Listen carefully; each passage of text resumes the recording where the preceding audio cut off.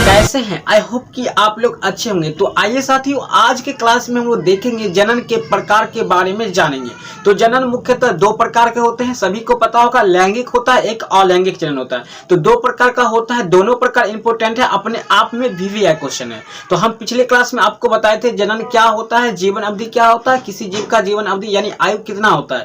तो back video आप नहीं देखे तो लिंक डिस्क्रिप्शन में जाइए, देखिए, मजा आ जाएगा। उसके बाद इस वीडियो में आपको काफी चीज समझ में आ जाएगा। जैसे कि हम बात करेंगे आपका अलैंगिक जनन। तो अलैंगिक जनन के हम लोग चरणों के बारे में भी बात करेंगे, जैसे कि विखंडन, मुकुलन, पुनर्जनन, पुनरुद्भवन या कायिक प्रवर्धन, ये सब होता है, इसके बारे में भी जानेंगे। तो सबसे पहले हम जानते हैं कि अलैंगिक जनन किसे कहते हैं।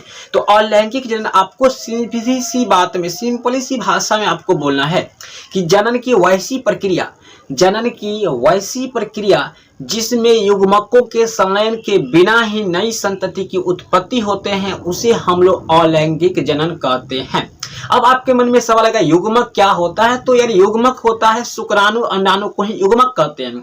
तो अलैंगिक जनन में शुक्राणु अंडाणु जो है मिलता नहीं है आपस में, ये निषेचन की प्रक्रिया नहीं होता है इसमें, इसीलिए इसको हम लोग कहते हैं अलैंगिक जनन कहते हैं। तो आई होप कि आपको ये टॉपिक समझ में आ गया होगा। अलैंगिक जनन में सबसे इंपॉर्टेंट बात होता है, इसमें निषेचन की प्रक्रिया नहीं होता है, ना ही युग्मक इसमें भाग लेता है, इसमें एक जीव भाग लेते हैं।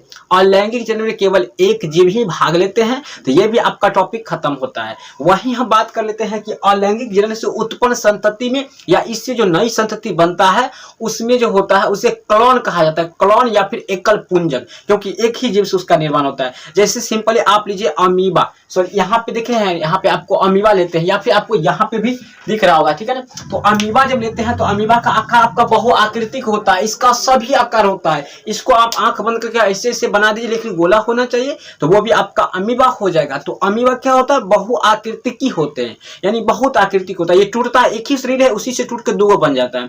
तो इसमें जो होता है, इसीलिए इसको एकल पुंजक या फिर क्लोन कहा जाता है। नीट के एग्जाम में, पैरामेडिकल के एग्जाम में ये क्वेश्चन पूछा गया था। अभी आने वाले कंपटीशन में भी ये क्वेश्चन पूछा जाता है, जनन चैप्टर से काफी इंपोर्टेंट होता है कि अलैंगिक जनन से उत्पन्न संतति को क्लोन या एकल पुंजक क्या कहा जाता है। तो आपको बोला है क्लोन या फिर एकल पुंजक कहा जाता है, क्योंकि इसमें एक व्यष्टि भाग लेते हैं, अर्थात एक जीव भाग लेते हैं। अलैंगिक जनन कई प्रकार के होते हैं। तो दोस्तों, अब हम आ चुके हैं आपका विखंडन पे। तो विखंडन यानी फीजन। तो विखंडन नाम से ही स्पष्ट है कि यह अलैंगिक जनन का प्रकार हम लोग पढ़ रहे हैं। जैसे कि ऊपर आप लोग देख रहे हैं अलैंगिक जनन के प्रकार, तो कई प्रकार होते हैं, उसमें हम इंपोर्टेंट जो होता है आपके एग्जाम में बिल्कुल तरह से पूछा जाएगा, हम वही बताएंगे। और ये टॉपिक आपका विखंडन जो है एकदम तरह से पूछा जाएगा, नोट कर लीजिए आज की इस क्लास से, ठीक है ना। तो आपका विखंडन किसे कहते हैं? तो विखंडन किसे कहते हैं? ये अलैंगिक जनन का प्रकार है, इसलिए हम बोलेंगे, इसका डिफिनेशन देंगे कि अलैंगिक जनन की वैसी प्रक्रिया जिसमें जीवों का शरीर दो या दो से अधिक भागों में विभाजित होकर नई संतति की उत्पत्ति करते हैं, उसे हम लोग विखंडन कहते हैं। जैसे अमीबा, पैरामीशियम, युगलिना, जीवाणु इत्यादि। आपको याद रखना है, अमीबा आपका बहुआकृतिक होता है, जबकि पैरामीशियम का आकृति होता है चप्पल के आकार की तरह होता है। उसी प्रकार आपका जीवाणु का आकार कई प्रकार का होता है, गोला भी होता है, बेसलस भी होता है, लंबा भी होता है, तो होता है। तो ये सब में जो है आपका विखंडन विधि से अलैंगिक जनन की प्रक्रिया संपन्न होता है।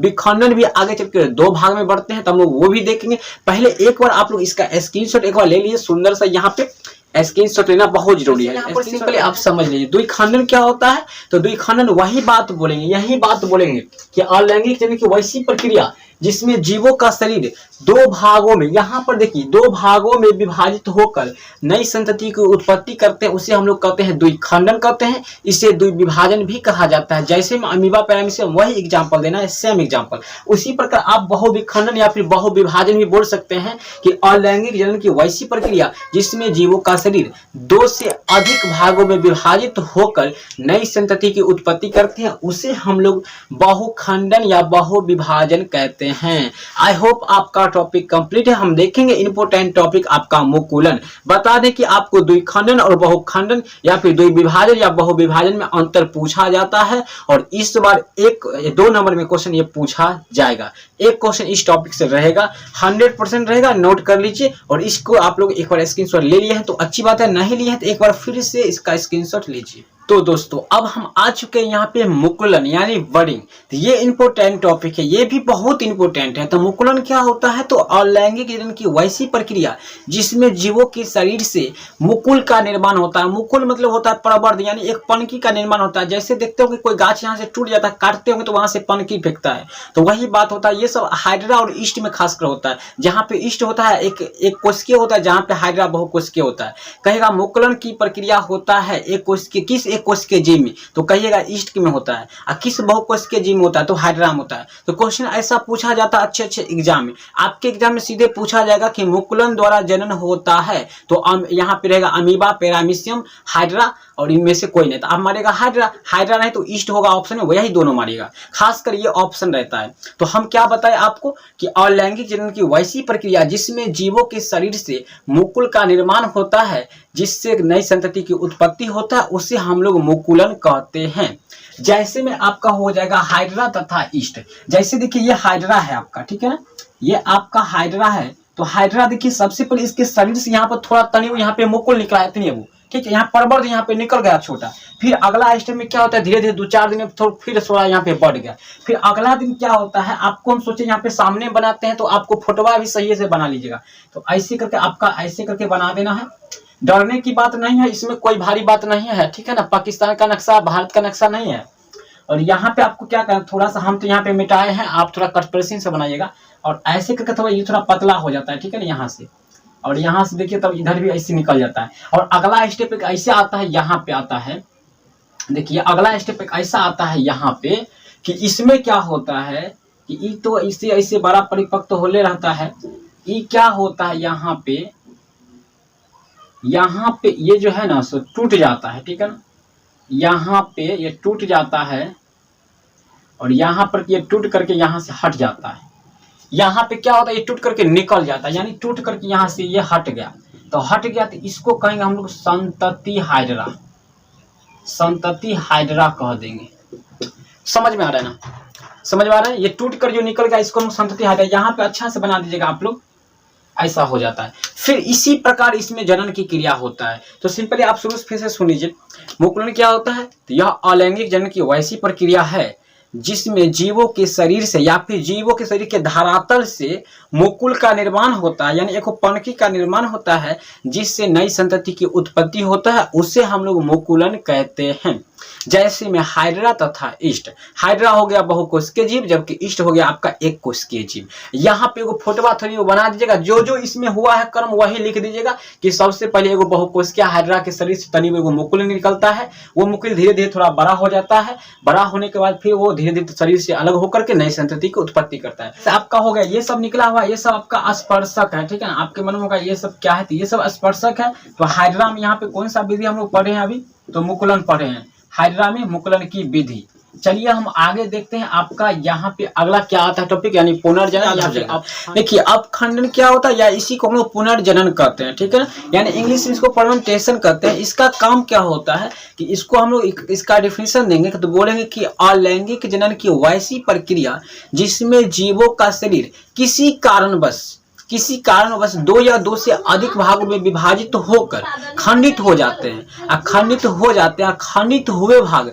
अपने खोए हुए भाग का निर्माण करके नई संतति की उत्पत्ति करता, उसी को हम लोग कहते हैं पुनर्जनन या फिर अपखंडन कहते हैं, ठीक है। बात समझ में आ गया। जैसे मान लीजिए कि कोई जीव है वो टूट गया 3 भाग में, तीनों भाग जिसका जो भाग टूटा वो अपना अपना निर्माण कर करके और नया जीव बना लेगा। फॉर एग्जाम्पल के रूप में हम यहाँ पर देखेंगे, ये आपका प्लेनेरिया है, ठीक है ना, ये आपका जो है ये प्लेनेरिया का फिगर है। चलिए इसमें क्या होता है कि ये देखिए ये प्लेनेरिया है, ये क्या करता है, सबसे पहले दूसरा स्टेप यहाँ पे 3 भाग में टूट जाता है। जैसे कि हम लोग देख लीजिए, ये एक भाग है, ये दूसरा भाग है, ये तीसरा भाग है। ये 3 भाग में क्या करता है, धीरे धीरे खंडित हो जाता है। खंडित हो करके यहाँ से देखिए ये क्या करता है, धीरे धीरे टूटना शुरू करता है और यहाँ से टूट जाता है। टूटने के बाद देखिए ये जो टूटा हुआ भाग है, दूसरा स्टेप में देखिए यहाँ पे ये आता है, ये भाग जो है ये दोनों भाग नीचे का खुद निर्माण कर लेता है, तो एक जीव का निर्माण करता है। फिर ये भाग बीच वाला भाग नीचे वाला और ऊपर वाला निर्माण कर लेता है, खुद विकास कर लेता है और नया जीव बनाता है। फिर ये तीसरा जो बच गया है लोचा जो है, ये लोचा ये भी क्या करेगा, ये दोनों का अपना निर्माण कर लेगा, यानी उसमें पनकी फेंक दोनों चीज बना लेगा और क्या करेगा, एक नई संतति की उत्पत्ति कर देगा। आई होप कि ये समझ में आ गया होगा। नहीं समझ में आया कमेंट करके बताइए, अर्थात इसका एक बार स्क्रीनशॉट लीजिए। तो आइए साथियों, अब हम लोग चौथा टॉपिक पे पहुंच चुके हैं। बीजाणु जनन क्या है, एस्पोर फॉर्मेशन क्या है, यानी एस्पोरोजेनेसिस क्या होता है। तो सिंपल सी बात है, बीजाणु, तो बीजाणु की बात है तो सिंपल समझ गए कि बीज की बात होगा। तो अलैंगिक जनन की वैसी प्रक्रिया जिसमें बीजाणु के विकास के फलस्वरूप नई संतति की उत्पत्ति होता है या निर्माण होता है, उसे हम लोग बीजाणु जनन कहते हैं। जैसे में हो जाएगा आपका जीवाणु, कवक, शैवाल इत्यादि। अब हम बात करते हैं इसमें कैसे बीजाणु जनन होता है। तो आप एक फिगर देख रहे हैं, जैसे कि आप लोग इसको यहाँ पे बना सकते हैं और बनाने के बाद इसमें जो है बीजाणु यहाँ पर दे देते हैं, ठीक है ना। ये सब आपका बीजाणु इसमें जगह जगह पर यहाँ पे भर जाता है। आप लोग को साफ साफ दिख रहा होगा लगभग यहाँ पे ऐसे होता है। ये जो आपका सबसे बाहरी आवरण जो बीज को रक्षा करता है, इससे हम लोग बीजाणु धानी कहते हैं। इसे हम लोग बीजाणु धानी कहते हैं, बीजाणु धानी बोलते हैं, ठीक है ना। और इस प्रकार से क्या होता है, बीज जब होता है प्रतिकूल अवस्था होता है, प्रतिकूल परिस्थिति होता है, तो उसमें ये आवरण क्या करता है, इसको रक्षा करता है और ये आराम से दुबक के रहता है और परिपक्व होता है, यानी बढ़ता है। जब ये पूर्णतः परिपक्व हो जाता है और अनुकूल वातावरण का मतलब होता है जब सही समय इसको निकलने का समय होता है। जैसे भूत का निकलने का समय रात होता है, तो रात का समय ही भूत निकलेगा, दिन में नहीं निकलेगा। तो ये जब परिपक्व हो जाएगा तो क्या होगा, ये धीरे धीरे फट जाएगा। फटने के बाद ये निकलेगा अनुकूल परिस्थिति में और नई संतति का निर्माण करेगा। इस प्रकार से बीजाणु धानी की प्रक्रिया, बीजाणु जनन की प्रक्रिया क्या होता है, संपन्न होता है। और ये टॉपिक भी आपका खत्म होता है। बच गया है दो टॉपिक जो कि इंपोर्टेंट है, एक कायिक प्रवर्धन है और एक है सूक्ष्म प्रवर्धन। तो हम इसको भाषा में आपको सुना देंगे, आपको याद हो जाएगा, बिल्कुल इजी है। तो आई होप कि यहाँ तक आप क्लास किए होंगे तो आप इस बात को भी समझ गए होंगे कि क्या आपको अगला क्लास चाहिए, तो आप हमें कमेंट करके बताइए। अगर आपको अगला क्लास चाहिए तो हमें कमेंट करके जरूर से जरूर बताइएगा। और वीडियो पसंद है प्लीज वीडियो को लाइक कीजिए, चैनल को सब्सक्राइब करके बेल आइकन को प्रेस कर लीजिएगा और फिर चूंकि आने वाला भी अपडेट आपको मिलता रहेगा। और वीडियो को शेयर कर दीजिए। मिलते हैं नेक्स्ट।